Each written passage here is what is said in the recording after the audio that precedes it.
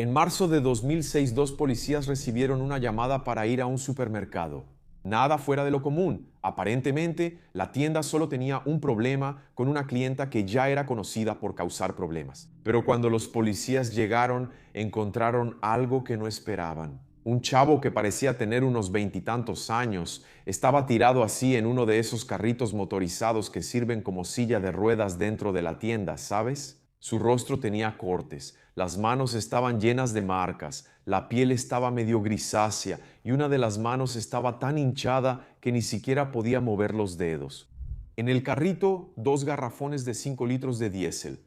Uno de los policías intentó acercarse y preguntar si todo estaba bien, pero antes de que pudiera abrir la boca, una mujer apareció a su lado y le dijo que no respondiera ninguna pregunta. La mujer era rubia y hablaba con un aire de autoridad que no encajaba con la situación. Explicó que sus heridas eran consecuencia de un accidente automovilístico y que no había nada fuera de lo normal ahí.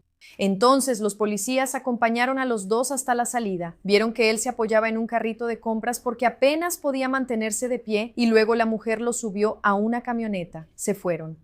Lo que los policías no sabían era que ese chico ya estaba condenado. Yo soy Marcos Campos y en una hacienda aislada en el interior de Nuevo Hampshire, una mujer realizaba su ritual de ángel vengador. Según ella misma, los hombres que entraban ahí nunca más eran vistos. Y ahí surgen evidentemente preguntas, ¿no? ¿Cómo es que la policía, incluso siendo llamada decenas de veces, no impidió nada? ¿Qué llevaba a esa mujer a grabar audios de las sesiones de tortura para escucharlos después como si fueran sus canciones favoritas? ¿Y de quién son los 3 dedos humanos encontrados en la hacienda que hasta hoy nunca fueron identificados? Eso es lo que vamos a investigar hoy juntos y con la presencia ilustre de Yu Cassini. Nuestra colaboración de cada año ya está aquí, así que bienvenida al canal, Yu. Hola gente, soy Yu Cassini. Gracias por la introducción. Marcos, estoy muy feliz de estar aquí en el canal una vez más contando un caso junto contigo. Esta historia es bastante intensa, así que siempre es un placer poder estar aquí en el canal trayendo casos junto contigo y que vengan más colaboraciones por ahí. Vamos a los hechos. Para entender esta historia de terror de la vida real desde varias perspectivas, necesitamos regresar a una ciudad pequeña allá en Alabama, llamada Fort Payne. Fue ahí donde Sheila Kai Bailey nació el 4 de julio de 1958. Su familia era grande, bautista, y por fuera parecía una familia bastante común. El papá, Manuel Bailey, trabajaba en el Departamento de Carreteras del Estado y su mamá, Ruby, limpiaba casas de las vecinas para complementar. Pero dentro de esa casa, la realidad era completamente diferente.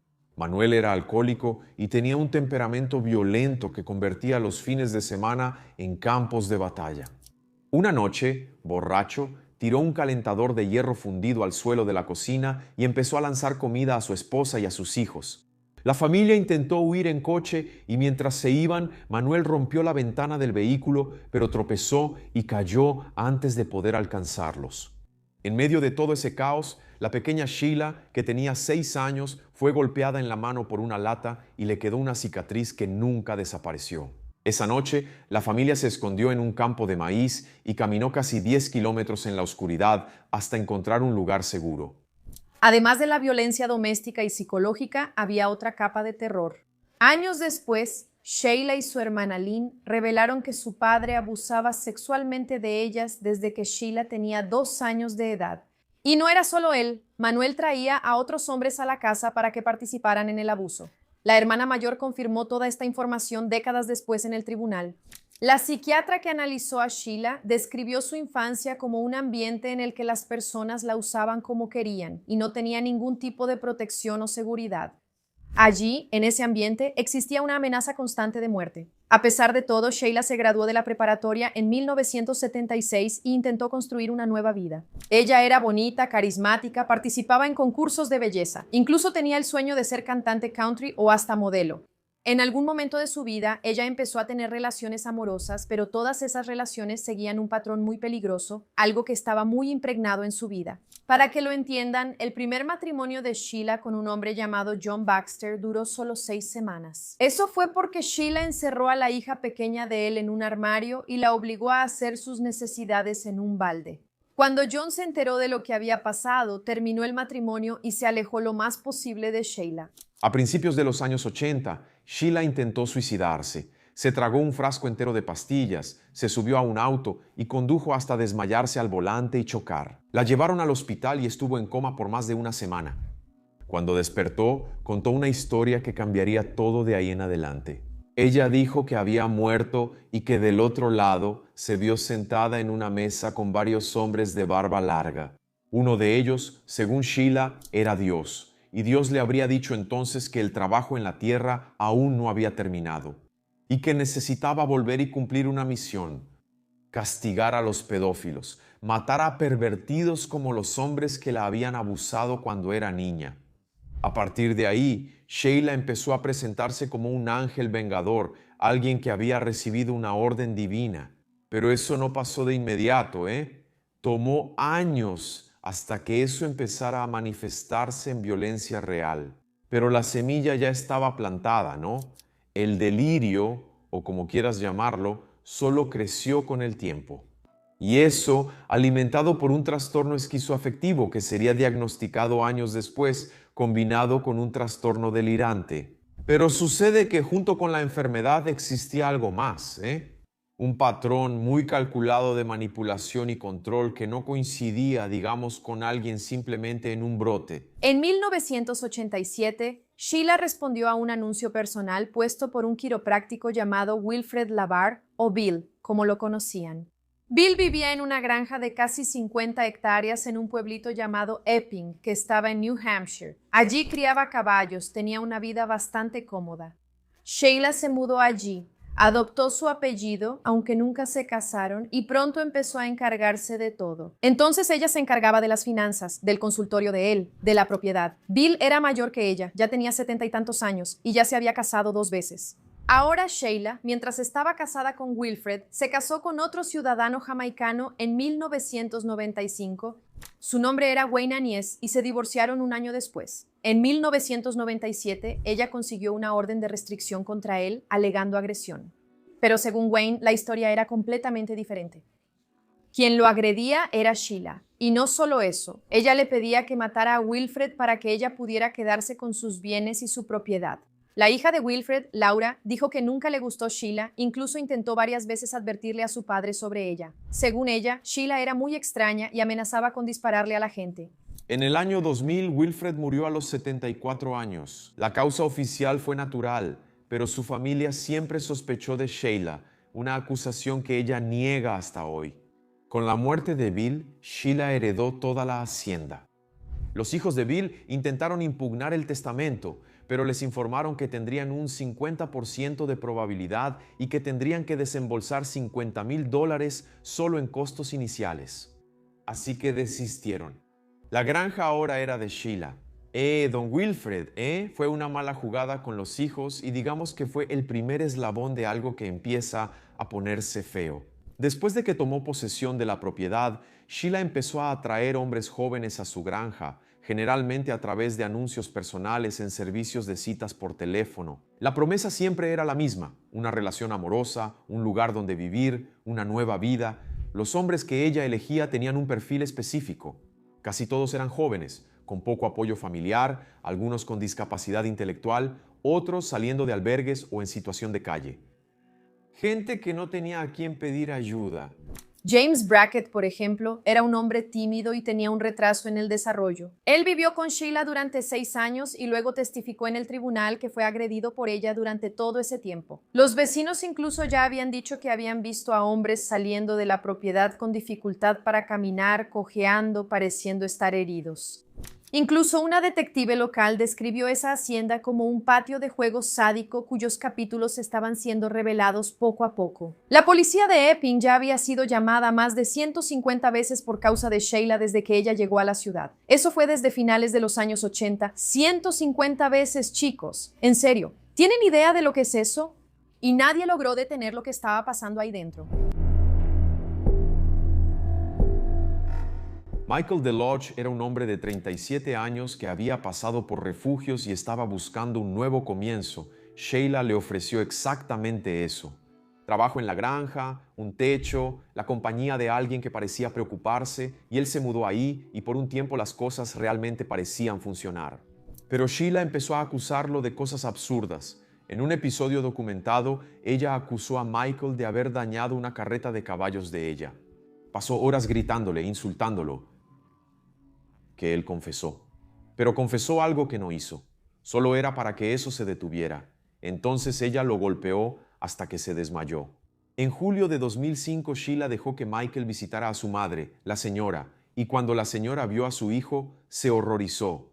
Michael estaba muy delgado, asustado y completamente diferente de la persona que ella conocía. Cuando la señora preguntó qué estaba pasando, Michael, claramente bajo la influencia de Sheila, acusó a su propia madre de haber abusado de él cuando era niño. Fíjate, la señora entendió en el momento que esas palabras no eran de su hijo. Poco después, Sheila obligó a Michael a grabar una confesión forzada diciendo que él era pedófilo. Y entonces Michael desapareció. Nadie volvió a ver al tipo. La mamá de Michael reportó la desaparición a la policía. Por supuesto, ella temía que Sheila hubiera matado a su hijo. Sin pruebas concretas, lamentablemente la investigación no avanzó. Los restos de Michael solo fueron encontrados años después, en 2008, cuando la policía hizo una búsqueda más extensa en la hacienda. Lo que encontraron fue un hueso, un casquillo percutido y su acta de nacimiento. Todo eso estaba dentro de una fosa séptica en la propiedad. Hasta hoy no sabemos exactamente cómo fue asesinado. Kenneth County nació en 1981 en Massachusetts. La mamá, Carolyn Lodge, describía a su hijo como un joven cariñoso y seguro de sí mismo, pero con discapacidad intelectual. Kenneth había pasado por el ejército, trabajaba haciendo entregas y vivía con un compañero de cuarto en una ciudad llamada Wilmington, que también estaba en Massachusetts. Él conoció a Sheila en febrero de 2006 a través de un servicio de citas por teléfono. Me parece muy curioso ese servicio por teléfono en esa época. Y la primera cita de los dos fue en el día de San Valentín. Sheila prometió amor, prometió casarse, prometió una vida juntos. En pocos días, Kenneth dejó su trabajo, dejó el lugar donde vivía y se mudó a la granja sin llevarse la camioneta que tanto amaba. Casi inmediatamente después de que Kenneth llegó a la granja, Sheila llamó a su hermana y le dijo que él tenía los ojos del demonio y que creía que era un pedófilo. En las semanas siguientes, lo que ocurrió dentro de esa casa fue brutal. Sheila sometió a Kenneth a trabajo forzado, agresiones físicas constantes y abuso sexual. Ella lo aisló completamente del mundo. Y como ya lo había hecho con Michael, empezó a grabar sesiones de tortura. El autor del libro sobre este caso, un hombre llamado Michael Benson, decía que Sheila grababa los audios de esas sesiones para escucharlos después de que el cuerpo de la persona ya eran solo huesos y cenizas enterrados. Era como un placer sádico, de verdad. En las grabaciones, ella obligaba a las víctimas a admitir que eran pedófilos. Ella continuaba con esa tortura hasta conseguir la confesión que quería. El 24 de febrero de 2006, Carolyn Lodge, la madre de Kenneth, llamó a la comisaría de Epping completamente desesperada. Su hijo había desaparecido. Él no contestaba el teléfono, no se presentaba en el trabajo. Carolyn levantó un reporte de persona desaparecida y pidió que la policía fuera a verificar que estuviera bien en la granja. El sargento Sean Gallagher recibió entonces la llamada y él conocía a Sheila. Ya había tratado con ella varias veces desde 1995. Gallagher y el detective Richard Colt fueron entonces a la granja esa misma tarde. Cuando llegaron y tocaron la puerta, Sheila recibió a los dos y dijo que Kenneth estaba allí, que todo estaba bien. Y de hecho, Kenneth apareció. En ese momento, él no parecía estar en peligro inmediato, al menos no de una manera en la que los policías pudieran actuar basándose en lo que estaban viendo. Sheila explicó la situación con su típica confianza y los policías tuvieron que irse. Pero siempre hay un pero, ¿verdad? Menos de 3 semanas después, el 17 de marzo, los mismos dos policías, Gallagher y Colt, recibieron una llamada del supermercado de la ciudad. Alguien estaba siendo problemático ahí dentro y el supermercado ya había tenido problemas con esa misma persona desde hacía algunas semanas. Cuando los policías llegaron, se encontraron con una escena extraña que dejó a todos sin palabras. Era Kenneth, el mismo chico que habían visto en la granja unas semanas antes, pero ahora estaba completamente irreconocible. Estaba tirado en un carrito motorizado como una silla de ruedas. Su rostro estaba cortado, su piel era grisácea y sus manos estaban tan hinchadas que ya ni siquiera funcionaban. En el carrito también había 2 bidones de diésel. Sheila también estaba ahí. caminando por el mercado con una cámara desechable y tomando fotos de todas las cámaras de seguridad del lugar. Ella decía que Kenneth había sido agredido ahí dentro y que iba a demandar a la tienda. Cuando el detective Colt se volteó hacia Kenneth para preguntarle si estaba bien, Sheila le dijo que se callara. Ella dijo que él no tenía que responder ninguna pregunta. Los policías acompañaron a los dos hasta la salida. Vieron a Kenneth apoyándose en el carrito porque no podía mantenerse de pie y luego a Sheila ayudándolo a subir a la camioneta. La mamá de Kenneth demandó a la policía de Epping algunos años después, pero la demanda fue rechazada en 2016. 5 días después del episodio en el supermercado, en la madrugada del 24 de marzo, como a la 1 de la mañana más o menos, la comisaría de Epping recibió una llamada extraña. Era Sheila. Y ella no llamó para pedir ayuda ni para hacer una denuncia, llamó para poner una grabación. Del otro lado de la línea, los policías escucharon la voz de Kenneth Colt vomitando mientras Sheila lo acusaba de ser pedófilo. Y él, entre arcadas, confesaba lo que ella quería. Sheila reprodujo eso, como si estuviera presentando una prueba, como si esa confesión forzada justificara todo lo que ella estaba haciendo. Los policías se preocuparon por la seguridad de Kenneth y decidieron ir a la hacienda esa misma noche. Cuando llegaron, tocaron la puerta, las ventanas, los lados de la casa, nadie respondió. Entonces regresaron al coche y Gallagher llamó al fiscal adjunto del condado para saber si había alguna forma legal de entrar ahí. El fiscal dijo que sí, que él tenía suficiente evidencia para poder hacer una verificación. Los policías regresaron y esta vez con refuerzos. Uno de los oficiales llevaba un rifle de patrulla y era solo por precaución, ¿verdad? Después de todo, el rifle estaba apuntando al suelo, pero ellos sabían lo que podrían encontrar ahí, así que Gallagher pateó la puerta principal y entró. Al mismo tiempo escuchó un ruido y vio a Sheila caminando desde la reja hacia ellos. Ella había salido por la parte delantera mientras ellos estaban forzando la parte trasera. Sheila dijo de inmediato que Kenneth no estaba ahí. Los policías pidieron entrar a la casa, ella autorizó y hasta parecía bastante satisfecha de hacer ese recorrido por cada habitación. En el sótano encontraron unos tenis que ella dijo que eran de Kenneth, pero no autorizó que se los llevaran. Cuando salieron de la casa, el detective Cole se fijó en un hueso bastante grande que estaba en una pila de cenizas, ahí en la entrada. Él preguntó qué era eso, y Sheila dijo que solo era un conejo, que solía quemar conejos en la granja, pero Cole notó que ese hueso era demasiado grande para haber venido de un conejo. Sheila se puso nerviosa y soltó una frase que heló la sangre de los policías. Dijo que ese hueso era o de un conejo o de un pedófilo. Gallagher preguntó por qué había dicho pedófilo. De la nada. Ella simplemente negó haber dicho cualquier cosa. Los policías intentaron pedirle llevarse el hueso, pero ella se negó. Y después de un rato de hablar, ellos también se fueron. El detective Gallagher sabía que necesitaba volver, pero ahora con una orden judicial. El 25 de marzo entonces, la policía de Epping y la policía estatal de Nuevo Hampshire llegaron a la granja con una orden de cateo. Y lo que encontraron cuando llegaron fue una escena que confirmó lo peor. Sheila estaba cubierta de cenizas y hollín de pies a cabeza. Ella corrió hacia adentro de la casa y cerró la puerta con llave. Y cuando abrieron la puerta a la fuerza, Sheila estaba llorando y dijo que ya esperaba que vinieran. Sheila preguntó si la iban a arrestar. Los policías dijeron que no, que solo querían hablar y también tenían una orden para hacer una búsqueda en el exterior de la propiedad. Sheila salió y caminó hacia uno de los montones donde habían quemado cosas en el patio. Y ella dijo después que había pasado toda la noche despierta quemando un conejo y unas ropas. Mientras la policía salía la noche anterior para intentar conseguir una orden, Sheila se quedó sola en la propiedad con total libertad para destruir las evidencias. Y fue exactamente eso lo que hizo. El hueso grande y carnoso que el detective había visto el día anterior ya no estaba ahí. Los tenis de Kenneth también habían desaparecido. Entonces, el propio autor que habló sobre el caso comentó sobre este asunto de que Sheila fue dejada sola en la propiedad con total libertad para destruir cualquier cosa que ella pensara que podría incriminarla.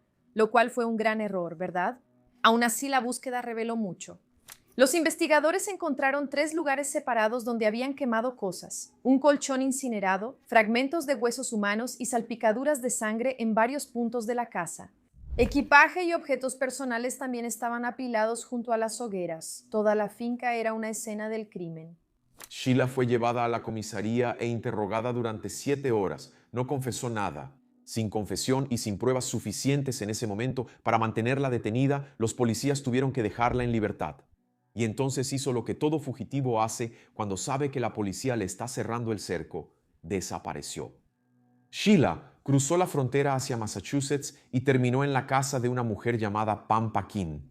A esa mujer la había conocido pocos días antes, cuando le regaló 3 conejos a los hijos de Pam y hasta les pagó la cena familiar ahí mismo.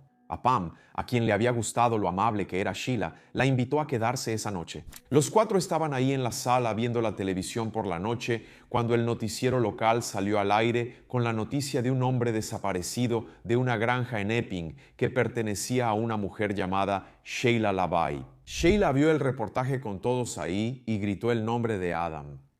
Se quedó sin entender. ¿Qué Adam? Sheila empezó a llorar y comenzó a confesar parte de la verdad a su nueva amiga. Dijo que Adam era su novio, pero que él había cambiado de nombre cuando iba a empezar una nueva vida con ella en la granja. Era como un nuevo comienzo de vida y nadie en Massachusetts conocía a Kenneth por su nombre real.